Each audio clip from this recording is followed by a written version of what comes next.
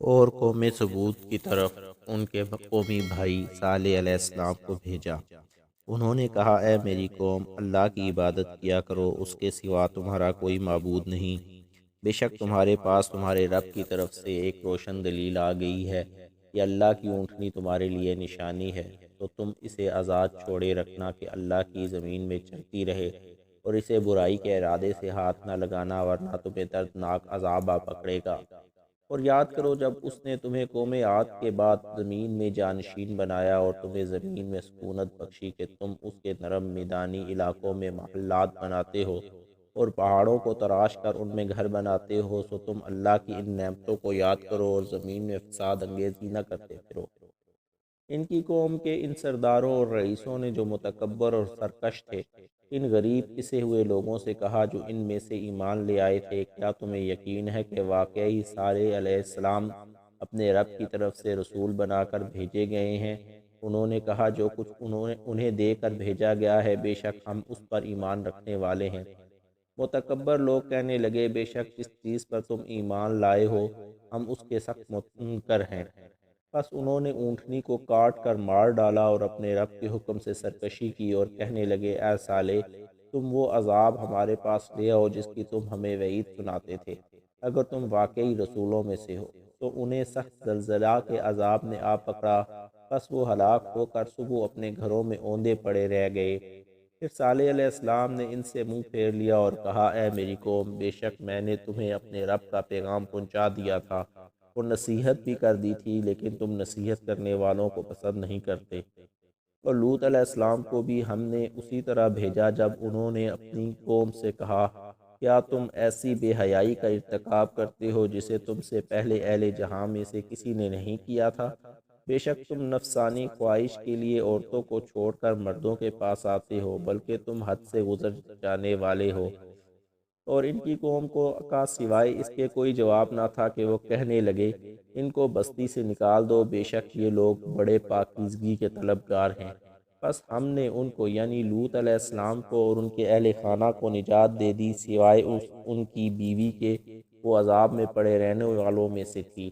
اور ہم نے ان پر پتھروں کی بارش کر دی، سو آپ دیکھیے کہ مجرموں کا انجام کیسا ہوا۔ اور مدین کی طرف ہم نے ان کے قومی بھائی شعیب علیہ السلام کو بھیجا۔ انہوں نے کہا، اے میری قوم، تم اللہ کی عبادت کیا کرو اور اس کے سوا تمہارا کوئی معبود نہیں، بے شک تمہارے پاس تمہارے رب کی طرف سے روشن دلیل آ چکی ہے، تو تم ماپ اور تول پورے کیا کرو اور لوگوں کو ان کی چیزیں گھٹا کر نہ دیا کرو، اور زمین میں اس کے ماحول کے حیات کی اصلاح کے بعد فساد بپا نہ کیا کرو۔ یہ تمہارے حق میں بہتر ہے اگر تم اس الوہی پیغام کو ماننے والے ہو۔ اور تم ہر راستہ پر اس لیے نہ بیٹھا کرو کہ تم ہر اس شخص کو جو اس دعوت پر ایمان لے آیا ہے خوفزدہ کرو، اور اسے اللہ کی راہ سے روکو اور اس دعوت میں کجی تلاش کرو تاکہ اسے دین حق سے برگشتہ اور متنفر کر سکو۔ اللہ کے احسان یاد کرو، جب تم تھوڑے تھے تو اس نے تمہیں کثرت بخشی، اور دیکھو فساد پھیلانے والوں کا انجام کیسا ہوا۔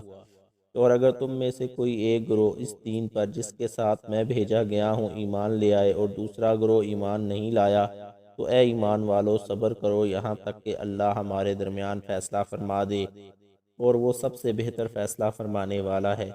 ان کی قوم کے سرداروں اور رئیسوں نے جو سرکش اور متکبر تھے کہا، اے شعیب، ہم تمہیں اور ان لوگوں کو جو تمہاری معیت میں ایمان لائے ہیں اپنی بستی سے باہر صورت نکال دیں گے، یا تمہیں ضرور ہمارے مذہب میں پلٹ آنا ہوگا۔ شعیب علیہ السلام نے کہا، اگرچہ ہم تمہارے مذہب میں پلٹنے سے بیزار ہی ہوں، بے شک ہم اللہ پر جھوٹا بہتان باندھیں گے کہ اگر ہم تمہارے مذہب میں اس امر کے بعد پلٹ جائیں کہ اللہ نے ہمیں اس سے بچا لیا ہے، اور ہمارے لیے ہرگز مناسب نہیں کہ ہم اس مذہب میں پلٹ جائیں مگر یہ کہ اللہ چاہے جو ہمارا رب ہے۔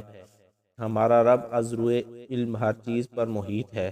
ہم نے اللہ ہی پر بھروسہ کر لیا ہے۔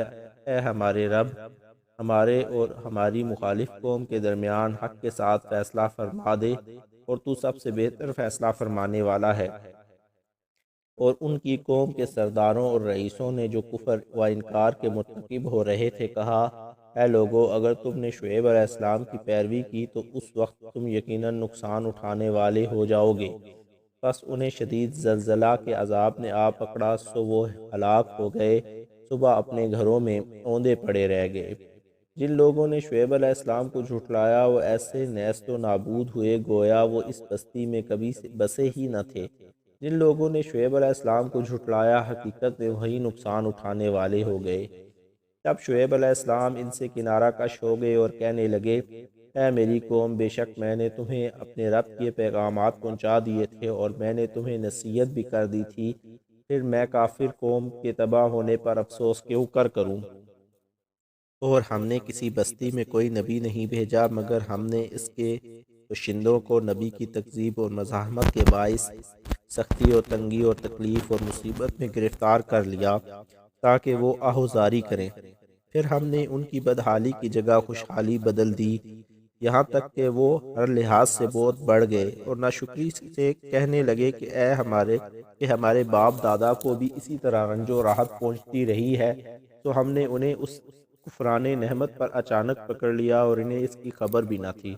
اور اگر ان بستیوں کے باشندے ایمان لے آتے اور تقوی اختیار کرتے تو ہم ان پر آسمان اور زمین سے برکتیں کھول دیتے، لیکن انہوں نے حق کو جھٹلایا، سو ہم نے انہیں ان کے اعمال بد کے باعث جو وہ انجام دیتے تھے عذاب کی گرفت میں لے لیا۔